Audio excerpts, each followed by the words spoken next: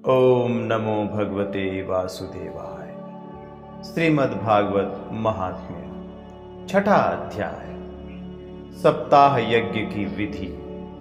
श्री सनकादि कहते हैं, नारद जी, अब हम आपको सप्ताह श्रवण की विधि बताते हैं। यह विधि प्रायः लोगों की सहायता और धन से साध्य कही गई है। पहले तो यत्न पूर्वक ज्योतिषी को बुलाकर मुहूर्त पूछना चाहिए तथा विवाह के लिए जिस प्रकार धन का प्रबंध किया जाता है उस प्रकार ही धन की व्यवस्था इसके लिए करनी चाहिए। कथा आरंभ करने में भाद्रपद, आश्विन, कार्तिक, मार्गशीर्ष, आषाढ़ और श्रावण, ये 6 महीने श्रोताओं के लिए मोक्ष की प्राप्ति के कारण हैं। देवर्षे, इन महीनों में भी भद्रा, व्यतिपात आदि कुयोगों को सर्वथा त्याग देना चाहिए तथा दूसरे लोग जो उत्साही हों उन्हें अपना सहायक बना लेना चाहिए। फिर प्रयत्न करके देश देशांतरों में यह संवाद भेजना चाहिए कि यहाँ कथा होगी, सब लोगों को सपरिवार पधारना चाहिए। स्त्री और शूद्र आदि भगवत कथा एवं संकीर्तन से दूर पड़ गए हैं, उनको भी सूचना हो जाए, ऐसा प्रबंध करना चाहिए। देश देश में जो विरक्त वैष्णव और हरि कीर्तन के प्रेमी हों उनके पास निमंत्रण पत्र अवश्य भेजें। उसे लिखने की विधि इस प्रकार बताई गई है। महानुभावों, यहाँ 7 दिन तक सत्पुरुषों का बड़ा दुर्लभ समागम रहेगा और अपूर्व रसमयी श्रीमद् भागवत की कथा होगी। आप लोग भगवत रस के रसिक हैं, अतः श्री भागवतामृत का पान करने के लिए प्रेम पूर्वक शीघ्र ही पधारने की कृपा करें। यदि आपको विशेष अवकाश न हो तो भी 1 दिन के लिए तो अवश्य ही कृपा करनी चाहिए, क्योंकि यहाँ का तो एक क्षण भी अत्यंत दुर्लभ है। इस प्रकार विनय पूर्वक उन्हें निमंत्रित करें और जो लोग आएं उनके लिए यथोचित निवास स्थान का प्रबंध करें। कथा का श्रवण किसी तीर्थ में, वन में अथवा अपने घर पर भी अच्छा माना गया है। जहां लंबा चौड़ा मैदान हो वहीं कथा स्थल रखना चाहिए।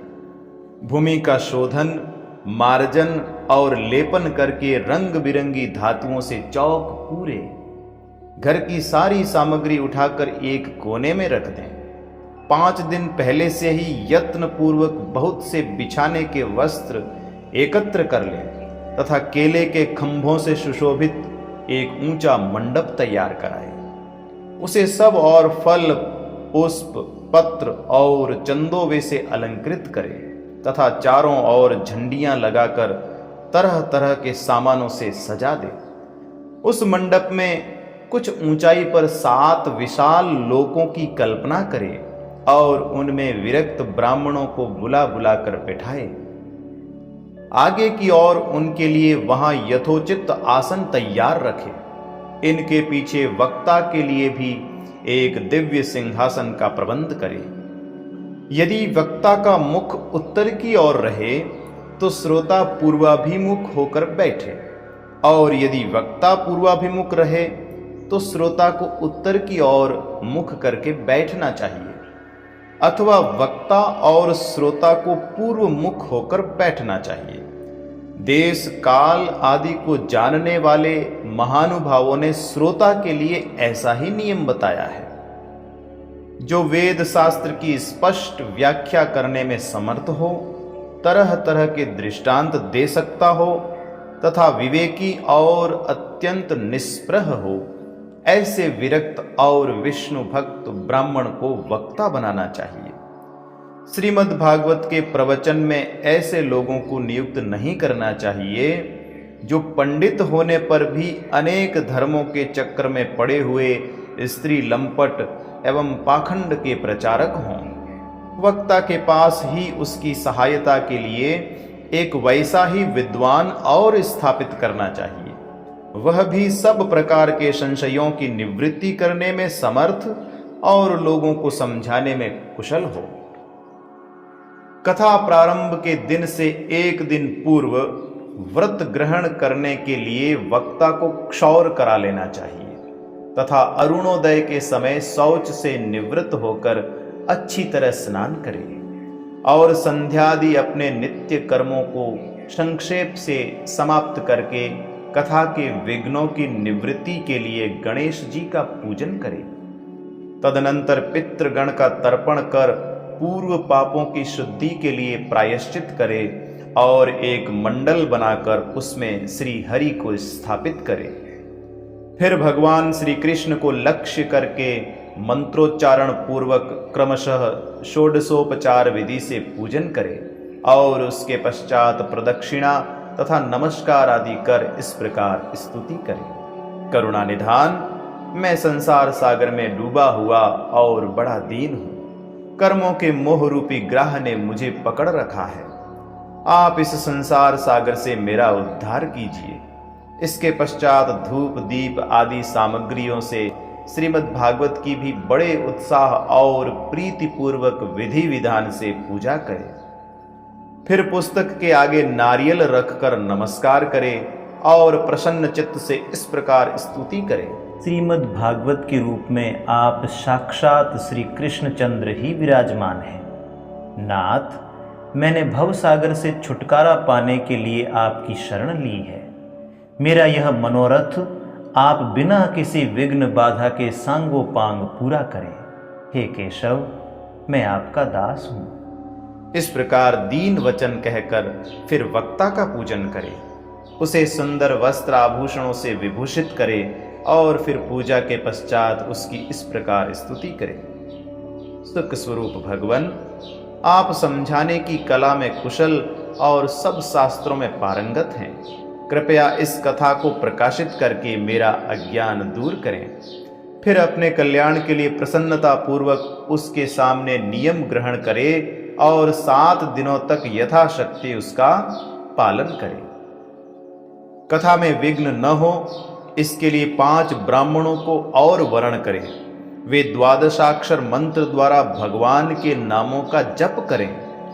फिर ब्राह्मण अन्य विष्णु भक्त एवं कीर्तन करने वालों को नमस्कार करके उनकी पूजा करें और उनकी आज्ञा पाकर स्वयं भी आसन पर बैठ जाएं। जो पुरुष लोक संपत्ति, धन, घर और पुत्र आदि की चिंता छोड़कर शुद्ध चित्त से केवल कथा में ही ध्यान रखता है, उसे इसके श्रवण का उत्तम फल मिलता है। बुद्धिमान वक्ता को चाहिए कि सूर्योदय से कथा आरंभ करके 3:30 पहर तक मध्यम स्वर से अच्छी तरह कथा बाँचे। दोपहर के समय 2 घड़ी तक कथा बंद रखे। उस समय कथा के प्रसंग के अनुसार वैष्णवों को भगवान के गुणों का कीर्तन करना चाहिए। व्यर्थ बातें नहीं करनी चाहिए। कथा के समय मल मूत्र के वेग को काबू में रखने के लिए अल्पाहार सुखकारी होता है। इसलिए श्रोता केवल एक ही समय हविष्यान्न भोजन करे। यदि शक्ति हो तो 7 दिन निराहार रहकर कथा सुने अथवा केवल घी या दूध पीकर सुखपूर्वक श्रवण करे अथवा फलाहार या एक समय ही भोजन करे। जिससे जैसा नियम सुभीते से सध सके उसी को कथा श्रवण के लिए ग्रहण करे। मैं तो उपवास की अपेक्षा भोजन करना अच्छा समझता हूँ, यदि वह कथा श्रवण में सहायक हो। यदि उपवास से श्रवण में बाधा पहुंचती हो तो वह किसी काम का नहीं। नारद जी, नियम से सप्ताह सुनने वाले पुरुषों के नियम सुनिए। विष्णु भक्त की दीक्षा से रहित पुरुष कथा श्रवण का अधिकारी नहीं है। जो पुरुष नियम से कथा सुने उसे ब्रह्मचर्य से रहना, भूमि पर सोना और नित्य प्रति कथा समाप्त होने पर पत्तल में भोजन करना चाहिए। दाल, मधु, तेल, गरिष्ठ अन्न, भाव दूषित पदार्थ और बासी अन्न, इनका उसे सर्वदा ही त्याग करना चाहिए। काम, क्रोध, मद, मान, मत्सर, लोभ, दंभ, मोह और द्वेष को तो अपने पास भी नहीं फटकने देना चाहिए। वह वेद, वैष्णव, ब्राह्मण, गुरु, गोसेवक तथा स्त्री, राजा और महापुरुषों की निंदा से भी बचे। नियम से कथा सुनने वाले पुरुष को रजस्वला स्त्री, अंत्यज, म्लेच्छ, पतित, गायत्रीहीन, द्विज, ब्राह्मणों से द्वेष करने वाले तथा वेद को न मानने वाले पुरुषों से बात नहीं करनी चाहिए। सर्वदा सत्य, शौच, दया, मौन, सरलता, विनय और उदारता का बर्ताव करना चाहिए। धनहीन, क्षय रोगी, किसी अन्य रोग से पीड़ित, भाग्यहीन, पापी, पुत्रहीन और मुमुक्षु भी यह कथा श्रवण करे। जिस स्त्री का रजोदर्शन रुक गया हो, जिसके एक ही संतान होकर रह गई हो, जो बांझ हो, जिसकी संतान होकर मर जाती हो अथवा जिसका गर्भ गिर जाता हो, वह यत्न पूर्वक इस कथा को सुने। ये सब यदि विधिवत कथा सुने तो इन्हें अक्षय फल की प्राप्ति हो सकती है। यह अत्युत्तम दिव्य कथा करोड़ों यज्ञों का फल देने वाली है। इस प्रकार इस व्रत की विधियों का पालन करके फिर उद्यापन करें। जिन्हें इसके विशेष फल की इच्छा हो वे जन्माष्टमी व्रत के समान ही इस कथा व्रत का उद्यापन करें। किंतु जो भगवान के अकिंचन भक्त हैं उनके लिए उद्यापन का कोई आग्रह नहीं है। वे श्रवण से ही पवित्र हैं, क्योंकि वे तो निष्काम भगवत भक्त हैं। इस प्रकार जब सप्ताह यज्ञ समाप्त हो जाए तब श्रोताओं को अत्यंत भक्ति पूर्वक पुस्तक और वक्ता की पूजा करनी चाहिए। फिर वक्ता श्रोताओं को प्रसाद, तुलसी और प्रसादी मालाएं दे तथा सब लोग मृदंग और झांझ की मनोहर ध्वनि से सुंदर कीर्तन करें। जय जयकार, नमस्कार और शंख ध्वनि का घोष कराए तथा ब्राह्मण और याचकों को धन और अन्न दे। श्रोता विरक्त हो तो कर्म की शांति के लिए दूसरे दिन गीता पाठ करे। ग्रस्त हो तो हवन करे। उस हवन में दशम स्कंद का एक एक श्लोक पढ़कर विधि पूर्वक खीर, मधु, घृत, तिल और अन्न आदि सामग्रियों से आहुति दे। अथवा एकाग्र चित्त से गायत्री मंत्र द्वारा हवन करे, क्योंकि तत्वतः यह महापुराण गायत्री स्वरूप ही है। होम करने की शक्ति न हो तो उसका फल प्राप्त करने के लिए ब्राह्मणों को हवन सामग्री दान करें तथा नाना प्रकार की त्रुटियों को दूर करने के लिए और विधि में फिर जो न्यूनाधिकता रह गई हो उसके दोषों की शांति के लिए विष्णु सहस्त्र नाम का पाठ करें। उससे सभी कर्म सफल हो जाते हैं, क्योंकि कोई भी कर्म इससे बढ़कर नहीं है। फिर 12 ब्राह्मणों को खीर और मधु आदि उत्तम उत्तम पदार्थ खिलाएं तथा व्रत की पूर्ति के लिए गौ और सुवर्ण का दान करें। सामर्थ्य हो तो 3 तोले सोने का एक सिंहासन बनवाए, उस पर सुंदर अक्षरों में लिखी हुई श्रीमद् भागवत की पोथी रखकर उसकी आवाहन आदि विविध उपचारों से पूजा करे और फिर जितेंद्रिय आचार्य को उसका वस्त्र, आभूषण एवं गंधादि से पूजन कर दक्षिणा के सहित समर्पण कर दे। यों करने से वह बुद्धिमान दाता जन्म मरण के बंधनों से मुक्त हो जाता है। यह सप्ताह पारायण की विधि सब पापों की निवृत्ति करने वाली है। इसका इस प्रकार ठीक ठीक पालन करने से यह मंगलमय भागवत पुराण अभीष्ट फल प्रदान करता है तथा अर्थ, धर्म, काम और मोक्ष चारों की प्राप्ति का साधन हो जाता है, इसमें संदेह नहीं। सनकादि कहते हैं, नारद जी, इस प्रकार तुम्हें यह सप्ताह श्रवण की विधि हमने पूरी सुना दी। अब और क्या सुनना चाहते हो? इस श्रीमद् भागवत से भोग और मोक्ष दोनों ही हाथ लग जाते हैं। सूत जी कहते हैं, शौनक जी, यों कहकर महामुनि सनकादि ने 1 सप्ताह तक विधि पूर्वक इस सर्व पाप नाशिनी, परम पवित्र तथा भोग और मोक्ष प्रदान करने वाली भागवत कथा का प्रवचन किया। सब प्राणियों ने नियम पूर्वक इसे श्रवण किया। इसके पश्चात उन्होंने विधि पूर्वक भगवान पुरुषोत्तम की स्तुति की। कथा के अंत में ज्ञान, वैराग्य और भक्ति को बड़ी पुष्टि मिली और वे तीनों एकदम तरुण होकर सब जीवों का चित्त अपनी ओर आकर्षित करने लगे।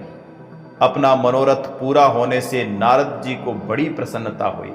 उनके सारे शरीर में रोमांच हो आया। और वे परमानंद से पूर्ण हो गए।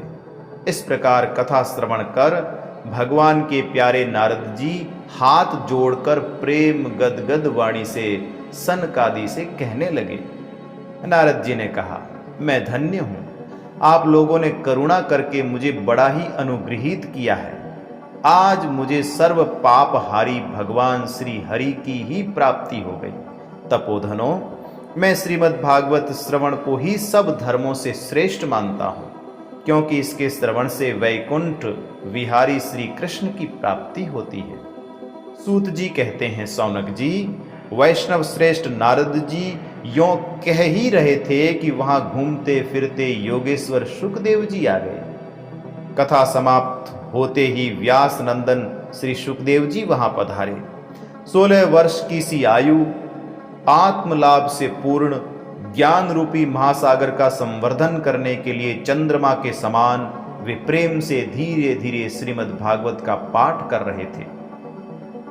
परम तेजस्वी सुखदेव जी को देखकर सारे सभासद झटपट खड़े हो गए और उन्हें एक ऊंचे आसन पर बिठाया। फिर देवर्षि नारद जी ने उनका प्रेम पूर्वक पूजन किया। उन्होंने सुख पूर्वक बैठकर कहा, आप लोग मेरी निर्मल वाणी सुनिए। श्री सुखदेव जी बोले, रसिक एवं भावुक जन, यह श्रीमद् भागवत वेद रूप कल्प वृक्ष का परिपक्व फल है। श्री सुखदेव रूप सुख के मुख का संयोग होने से अमृत रस से परिपूर्ण है। यह रस ही रस है, इसमें न छिलका है न गुठली। यह इसी लोक में सुलभ है। जब तक शरीर में चेतना रहे तब तक आप लोग बार बार इसका पान करें। महामुनि व्यासदेव ने श्रीमद् भागवत महापुराण की रचना की है। इसमें निष्कपट निष्काम परम धर्म का निरूपण है। इसमें शुद्धांतकरण सत्पुरुषों के जानने योग्य कल्याणकारी वास्तविक वस्तु का वर्णन है, जिससे तीनों तापों की शांति होती है। इसका आश्रय लेने पर दूसरे शास्त्र अथवा साधन की आवश्यकता नहीं रहती। जब कभी पुण्यात्मा पुरुष इसके श्रवण की इच्छा करते हैं, तभी ईश्वर अविलंब उनके हृदय में अवरुद्ध हो जाता है। यह भागवत पुराणों का तिलक और वैष्णवों का धन है। इसमें परमहंसों के प्राप्य विशुद्ध ज्ञान का ही वर्णन किया गया है तथा ज्ञान, वैराग्य और भक्ति के सहित निवृत्ति मार्ग को प्रकाशित किया गया है। जो पुरुष भक्ति पूर्वक इसके श्रवण, पठन और मनन में तत्पर रहता है, वह मुक्त हो जाता है। यह रस स्वर्ग लोक, सत्य लोक, कैलाश और वैकुंठ में भी नहीं है। इसलिए भाग्यवान श्रोताओं, तुम इसका खूब पान करो, इसे कभी मत छोड़ो। सूत जी कहते हैं, श्री सुखदेव जी इस प्रकार कह ही रहे थे कि उस सभा के बीचों बीच प्रहलाद, बलि, उद्धव और अर्जुन आदि पार्षदों के सहित साक्षात श्री हरि प्रकट हो गए।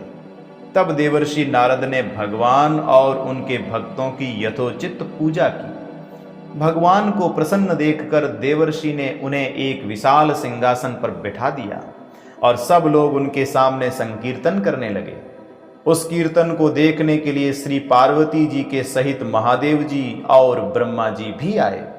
कीर्तन आरंभ हुआ।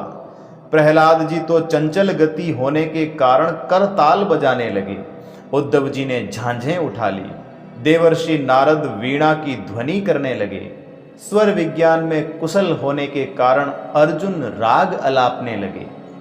इंद्र ने मृदंग बजाना आरंभ किया। सनकादि बीच बीच में जय घोष करने लगे और इन सब के आगे सुखदेव जी तरह तरह की सरस अंग भंगी करके भाव बताने लगे। इन सब के बीच में परम तेजस्वी भक्ति, ज्ञान और वैराग्य नटों के समान नाचने लगे। ऐसा अलौकिक कीर्तन देखकर भगवान प्रसन्न हो गए और इस प्रकार कहने लगे, मैं तुम्हारी इस कथा और कीर्तन से बहुत प्रसन्न हूं। तुम्हारे भक्ति भाव ने इस समय मुझे अपने वश में कर लिया है, अतः तुम लोग मुझसे वर मांगो। भगवान के ये वचन सुनकर सब लोग बड़े प्रसन्न हुए और प्रेमार्द्र चित्त से भगवान से कहने लगे, भगवान, हमारी यह अभिलाषा है कि भविष्य में भी जहाँ कहीं सप्ताह कथा हो वहाँ आप इन पार्षदों के सहित अवश्य पधारें। हमारा यह मनोरथ पूर्ण कर दीजिए। भगवान तथास्तु कहकर अंतर्धान हो गए। इसके पश्चात नारद जी ने भगवान तथा उनके पार्षदों के चरणों को लक्ष्य करके प्रणाम किया और फिर सुखदेव जी आदि तपस्वियों को भी नमस्कार किया। कथामृत का पान करने से सब लोगों को बड़ा ही आनंद हुआ, उनका सारा मोह नष्ट हो गया। फिर वे सब लोग अपने अपने स्थानों को चले गए। उस समय सुखदेव जी ने भक्ति को उसके पुत्रों सहित अपने शास्त्र में स्थापित कर दिया। इसी से भागवत का सेवन करने से श्री हरि वैष्णवों के हृदय में आ विराजते हैं।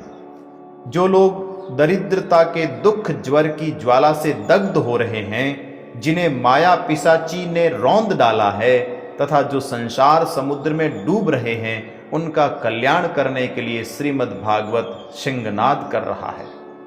सौनक जी ने पूछा, सूत जी, सुखदेव जी ने राजा परीक्षित को, गोकर्ण ने धुंधुकारी को और सनकादि ने नारद जी को किस किस समय यह ग्रंथ सुनाया था?